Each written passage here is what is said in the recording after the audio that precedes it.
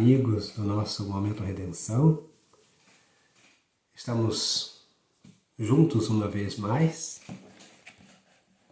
desta vez para tratar de um tema constante de obras póstumas, do livro Obras Póstumas de Allan Kardec. No inciso 1, o perispírito, princípio das manifestações. Mas, como vamos tratar do perispírito, nós primeiro vamos ao Livro dos Espíritos para que isso nos auxilie na clareza de entendimento do tema. Então, no Livro dos Espíritos, no livro 2, capítulo 1, Mundo Espírito dos Espíritos, nós temos no item 4, perispírito, que compreende as questões 93, 94, 94A e 95. Então vamos ver de que falam, o que nos dizem essas questões. Allan Kardec propõe na pergunta 93 o seguinte: o espírito, propriamente dito, vive a descoberto ou, como pretendem alguns, envolvidos por uma substância? E a resposta é que obtém: o espírito é envolvido por uma substância que é vaporosa para ti, mas ainda bastante grosseira para nós. Suficientemente vaporosa, entretanto, para que ele possa elevar-se na atmosfera e transportar-se para onde quiser.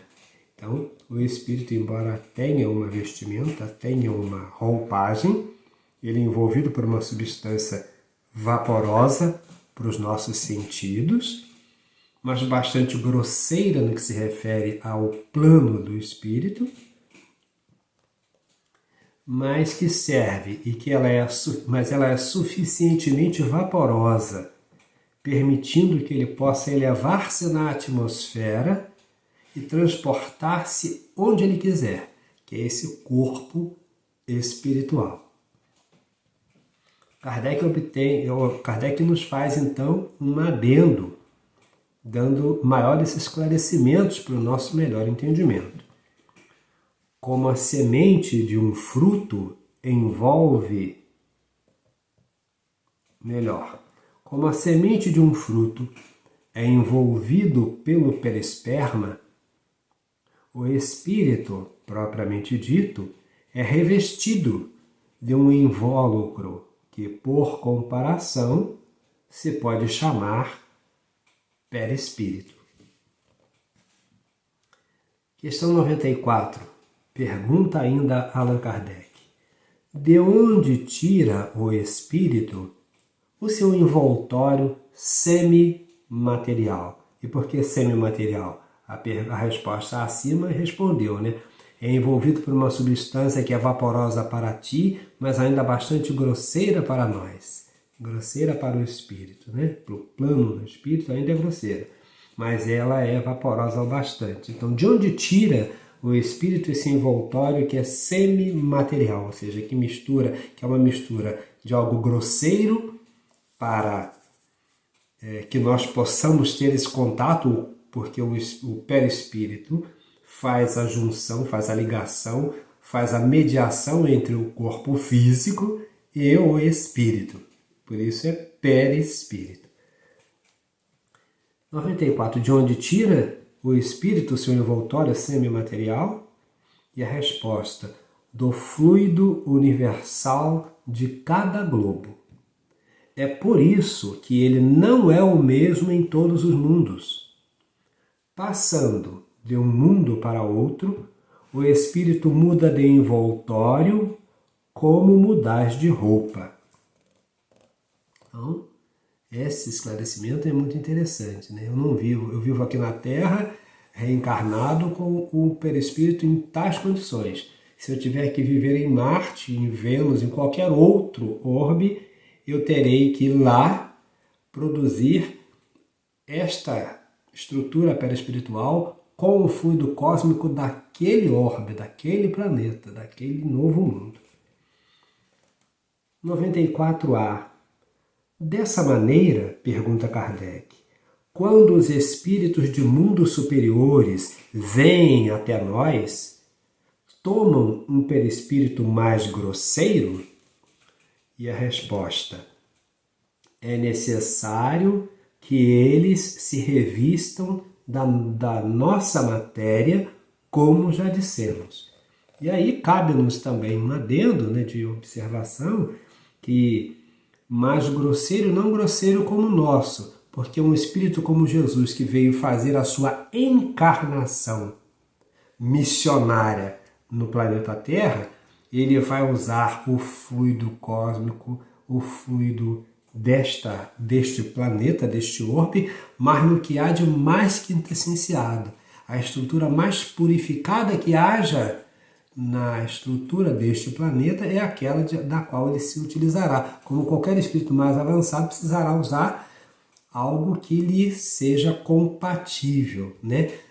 Obedecendo a esta regra de ciência espiritual, digamos assim, que está estabelecida.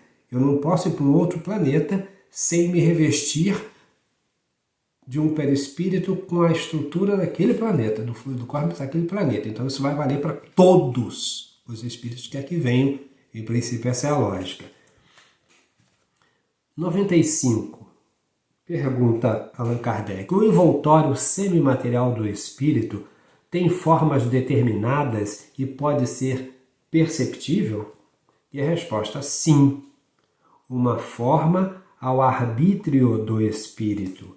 E é assim que ele vos aparece algumas vezes, seja nos sonhos, seja no estado de vigília, podendo tomar uma forma visível e mesmo palpável. Então, esse envoltório, na pergunta feita por Kardec, semimaterial, tem formas determinadas e pode ser perceptível, ele pergunta. E a resposta: sim. Uma forma que é de acordo com o arbítrio, ou seja, com a vontade do espírito. E é assim que ele vos aparece algumas vezes, seja nos sonhos, seja no estado de vigília, podendo tomar uma forma visível e mesmo palpável. Então, vamos então agora, dando continuidade, pegar o item que nos interessa mais diretamente em obras póstumas, essa tradução que eu utilizo é da LAC, feita pelo João Teixeira de Paula, e a introdução, as notas, são todas de José Herculano Pires, bem como a revisão também foi feita por ele. Então vamos lá. Esse inciso primeiro, o perispírito, princípio das manifestações. Princípio porque é ele quem possibilita. É a partir dele que o espírito poderá se manifestar em qualquer situação no plano físico. Item 9 diz assim: os espíritos, como já dissemos, têm corpo fluídico, a que se dá o nome de perispírito.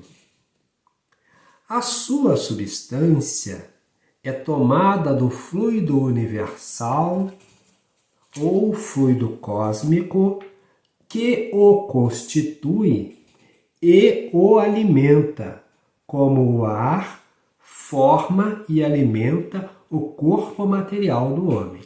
Então, como o ar alimenta da nutrição o corpo físico do homem, o fluido cósmico ou fluido universal que constitui e alimenta o perispírito. O perispírito é mais ou menos etéreo, segundo os mundos e o grau de adiantamento dos espíritos. Nos mundos e nos espíritos inferiores, a sua natureza é mais grosseira e se aproxima mais da matéria bruta. 10. Durante a encarnação, o espírito conserva o seu perispírito, o corpo não lhe é senão o segundo invólucro, mais grosseiro, mais resistente, apropriado às funções que lhe incumbem e do qual o despoja a morte. Então, durante a encarnação, o espírito conserva o perispírito. O corpo não é senão um invólucro para o espírito e o perispírito, mais grosseiro. É o invólucro mais grosseiro. O corpo é o invólucro mais grosseiro, mais resistente, apropriado às funções que lhe incumbem e do qual o despoja a morte. Então, apropriado às funções que incumbem, por quê? Porque aqui, para beber, para comer, para agir, para atuar, eu preciso de um corpo físico. Se eu tivesse só eu, espírito, e o perispírito, eu não conseguiria agir aqui de forma normal, natural, né? Então seria muito desagradável, um tanto mais difícil, né? Então, esse corpo grosseiro, esse aqui, esse corpo material, né? Com tudo que lhe é cabível, ele atende às minhas necessidades, às nossas necessidades reencarnatórias. O perispírito é o intermediário do espírito e do corpo, como havíamos dito anteriormente. Ele está no meio, ele media essa relação. É o órgão transmissor de todas as sensações. E olha que coisa interessante para nós estarmos atentos na percepção profunda disso. Quando elas vêm do exterior, as sensações, o corpo recebe a impressão. O perispírito transmite-a para lá. E o espírito sensível e inteligente recebe-a. Quando o ato é da iniciativa do espírito que eu sou, pode-se dizer que este espírito, eu espírito, quero. Ele o quer. O perispírito o transmite e o corpo executa. Então veja que coisa interessante. Inclusive o Herculano faz esta nota interessante aqui. Atenção para esta mecânica das sensações que representa a verdadeira revolução nos conceitos psicológicos e constitui um dos princípios básicos da psicologia espírita. Essa questão, essa mecânica, não pode nos passar em branco, despercebida. As sensações externas vêm, o meu corpo físico, quando elas vêm do exterior, o corpo recebe a impressão, o perispírito transmite essa impressão e o espírito, sensível e inteligente, recebe-a. Porque quem é sensível e inteligente é o espírito, o corpo é nada. Ele é apenas o elemento grosseiro de que há necessidade para que nós possamos transitar no plano físico. Mas ele é o elemento que age em meu nome. Eu, espírito, ajo através deles. Ajo mandando a ordem, querendo, desejando, e mando essa ordem. Eu imponho a minha vontade ao perispírito que transmite-a ao corpo que eu tenho e esse corpo, sem outra opção, executa. 11. O perispírito não é encerrado no corpo como em uma caixa. É expansível por sua natureza fluídica, irradia-se em torno do corpo, irradia-se e forma em torno do corpo uma espécie de atmosfera que o pensamento e a força de vontade podem ampliar mais ou menos. Então, outra coisa interessante, né? Ele não está aprisionado, olha só, ele não está preso como numa caixa. Ele é expansível. O perispírito que eu tenho é expansível, e esse que você tem é expansível. Ele emite, né? Então, de forma em torno do corpo, uma espécie de atmosfera que o pensamento e a força da vontade podem ampliar mais ou menos. Eu posso ampliá-la quando eu vou me movimentar, quando eu preciso sair, quando eu, espírito, preciso descansar, porque o descanso do espírito é fora do corpo. Aqui eu fico cansado. Quando meu corpo dorme, quando meu corpo entra em relaxamento, eu, espírito, posso sair daqui carregando o meu perispírito num adelgaçamento, num alongamento onde eu vou ao outro lado do mundo, se necessário, para agir. Então, essa atmosfera, essa espécie de atmosfera que o pensamento e a força de vontade podem ampliar mais ou menos. Então, o que se chama de aura é uma expansão do perispírito que eu tenho. Ele irradia.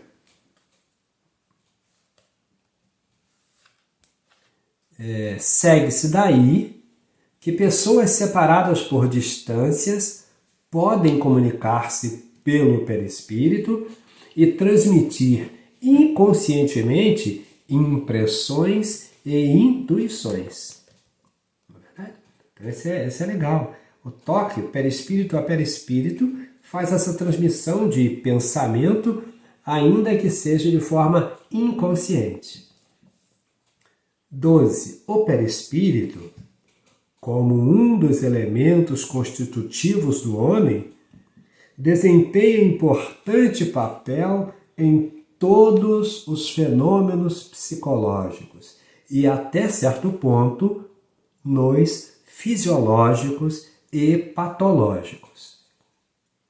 Quando as ciências médicas levarem em conta a influência do elemento espiritual na economia, grande passo terão dado e novos horizontes se lhes abrirão.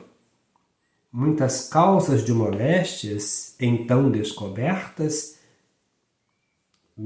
muitas causas de moléstias serão então descobertas, bem como poderosos meios de combatê-las. E aí é bom lembrar que essa questão do perispírito, como ele é elaborado com a participação efetiva do espírito, e como nós, espíritos reencarnados, somos herdeiros de nós mesmos, mas não só. Nós somos herdeiros geneticamente, hereditariamente, de nossos pais, de pai e mãe, né? Do tronco familiar que nos antecede, mas somos também hereditariamente herdeiros de nós mesmos, do nosso próprio psiquismo, porque é importante entender essa lógica. O espírito tem um perispírito que é o corpo somático, que é o corpo das sensações, que é o corpo de que fala o apóstolo Paulo, que nos acompanha o tempo inteiro. E o corpo físico. Então, quando eu volto para uma nova reencarnação, eu trago da vida espiritual aquilo que eu já construí em existências anteriores. O que eu construí de bom ou de mal, as minhas conquistas de qualquer raiz, de qualquer teor, estão acumuladas na minha consciência profunda. E na medida das necessidades, e na medida dos planejamentos elaborados no plano espiritual para o meu retorno ao plano físico, no processo reencarnatório, quando se está elaborando, quando se está reencarnando desde aquela ligação molécula a molécula do corpo com o ser reencarnante, que se dá através do perispírito, eu vou elaborando também trazendo de lá, de volta para cá, o produto, o fruto das minhas construções, que podem vir a expressar-se aqui como as doenças pela acumulação, pelo acúmulo dos equívocos ou dos acertos realizados anteriormente. Então, terei maior propensão a essa ou aquela doença, além da predisposição genética do tronco familiar, há também os comprometimentos eventuais e possíveis, prováveis, da minha própria trajetória, das ações praticadas por mim e que trouxeram máculas, lesões, dificuldades e que são guardadas no perispírito e que vão ser drenadas em tempo hábil, em tempo adequado, segundo a orientação dos benfeitores, segundo a vontade de Deus, para que nós possamos sanear a nossa intimidade das dificuldades eventualmente criadas.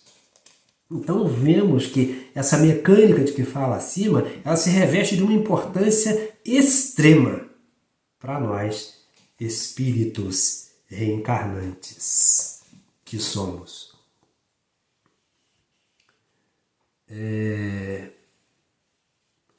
12. Então, o perispírito, como um dos elementos constitutivos do homem, desempenha importante papel em todos os fenômenos psicológicos e, até certo ponto, nos fisiológicos e patológicos. Quando as ciências médicas levarem em conta a influência do elemento espiritual na economia, grande passo terão dado e novos horizontes se lhes abrirão. Muitas causas de moléstia serão então descobertas, bem como poderosos meios de combatê-las. 13.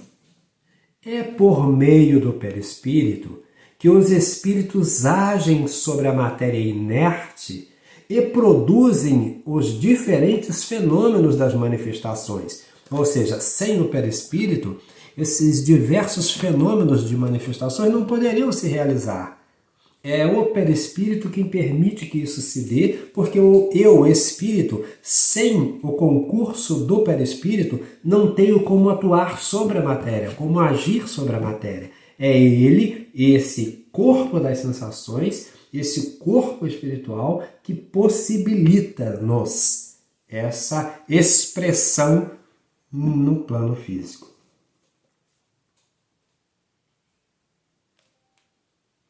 É por meio do perispírito que os espíritos agem sobre a matéria inerte e produzem os diferentes fenômenos das manifestações.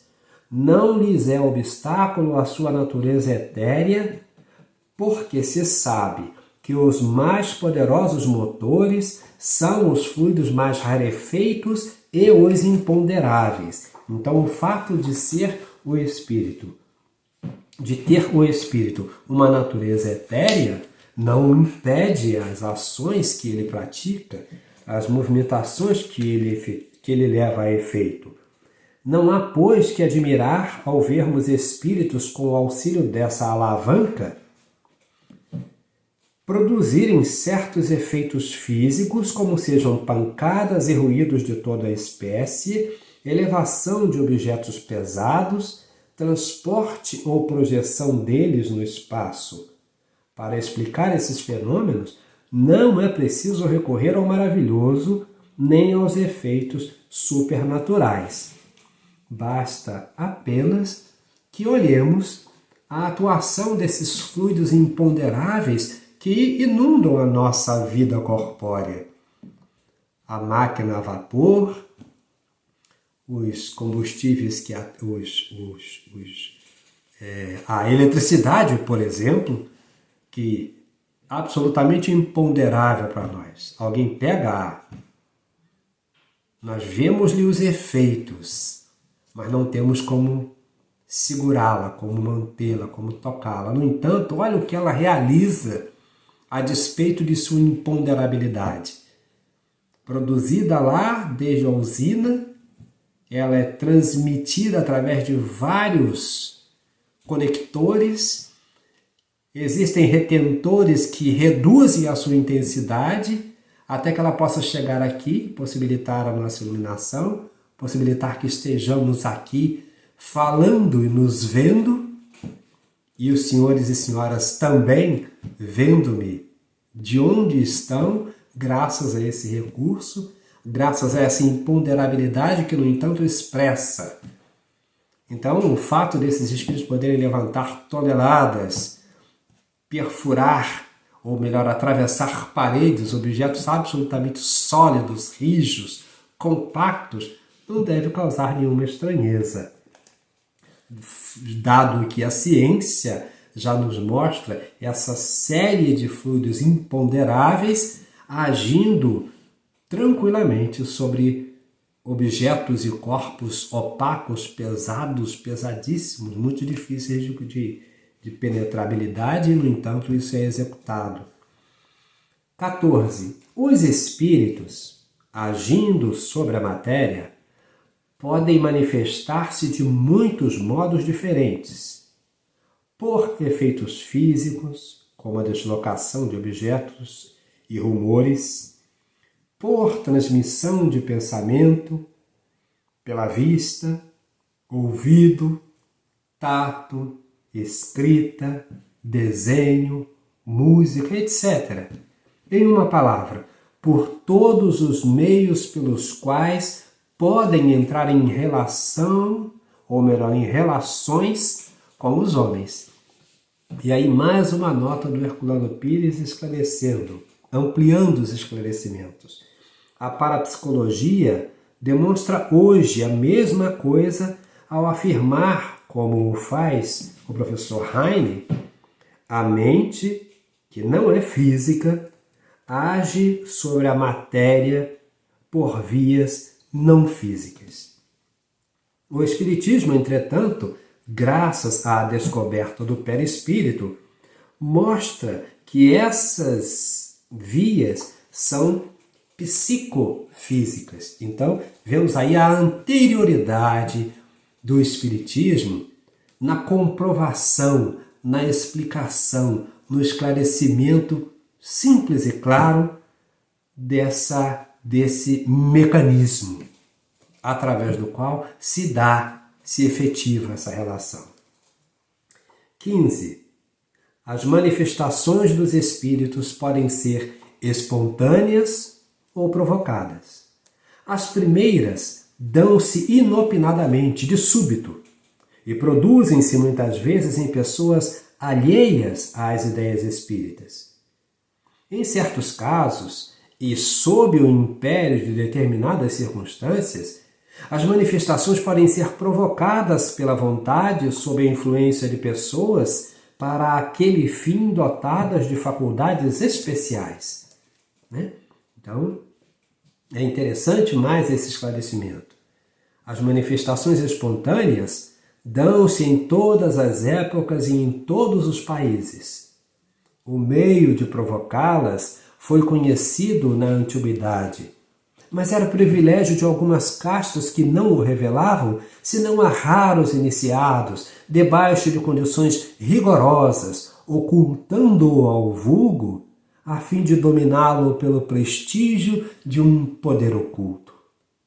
Ele, porém, perpetuou-se através das idades até os nossos dias em alguns indivíduos, embora desvirtuado pela superstição ou de mistura com práticas ridículas de magia que contribuem para desacreditá-lo. Eram germes lançados cá e acolá, mas, como diz o texto, chegaram ao nosso tempo a despeito dos desvios, das distorções. A providência tinha reservado à nossa época o conhecimento completo e a vulgarização desses fenômenos a fim de separar-lhes a liga impura e fazê-los concorrer para o aperfeiçoamento da humanidade apta para compreendê-los e para tirar-lhes as consequências. Então, nós vamos ver a importância disso, confirmar a importância disso, mas saber que ele não é uma exclusividade do hoje.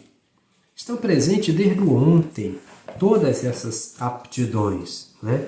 Então, as manifestações dos espíritos podem ser espontâneas ou provocadas.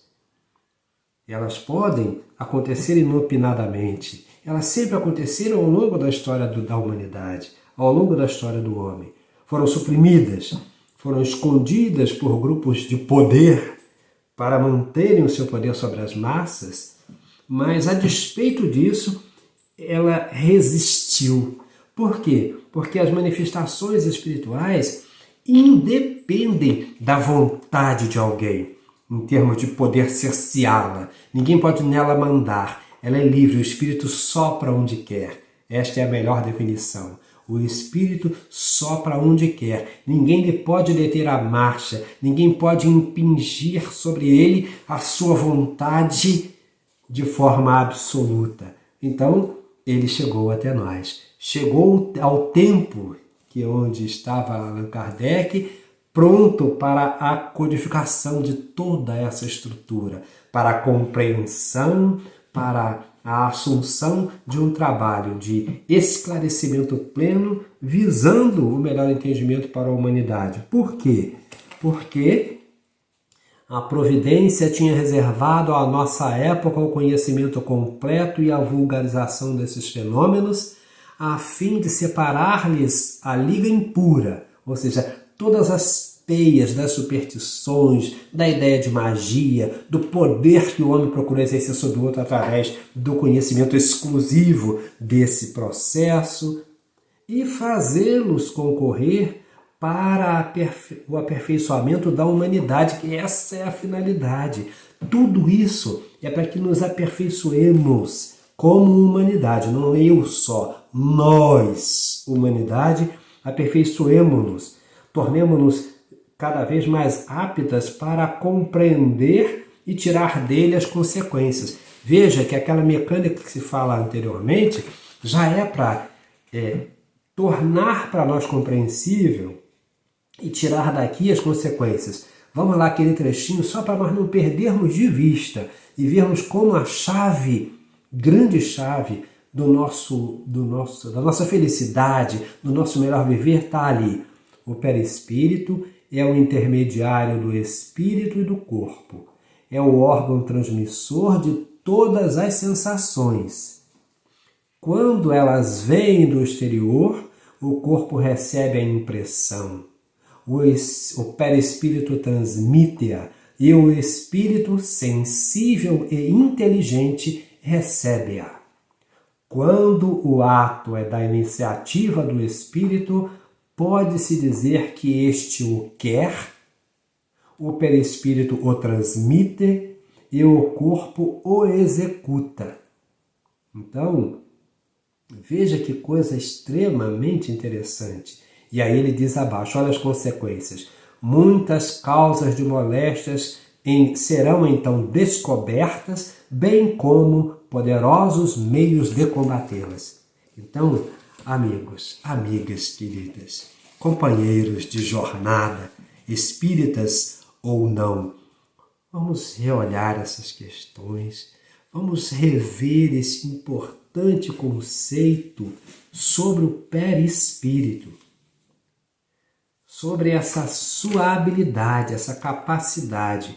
O perispírito, princípio das manifestações, está em Obras Póstumas. Revejamos isso, analisemos isso, façamos disso utilidade no nosso dia a dia, para que construamos, enviando para os espíritos que somos, para a nossa intimidade, as melhores construções, através dos melhores pensamentos, através das melhores ações, que redundarão sempre em eco para os espíritos que somos. Nós agimos aqui, o perispírito sente e transmite esse entendimento que eu, espírito, recebo. Eu, espírito, dou a ordem para que o perispírito transmite essa ordem e o corpo executa essa ordem que eu dei, eu, Espírito. Então, olha que essa mecânica é muito linda para nosso entendimento e como pode melhorar a nossa vida a compreensão clara desta situação, deste jogo, desta mecânica existente entre corpo físico, perispírito e espírito na nossa caminhada espiritual e reencarnatória.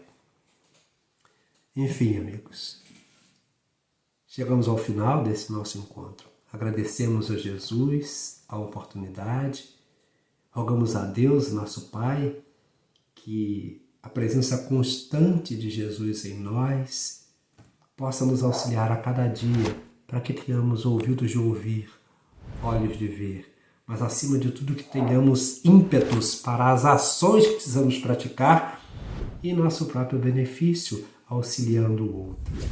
Graças a Deus, muita paz, muita luz em todos os corações. Graças a Deus.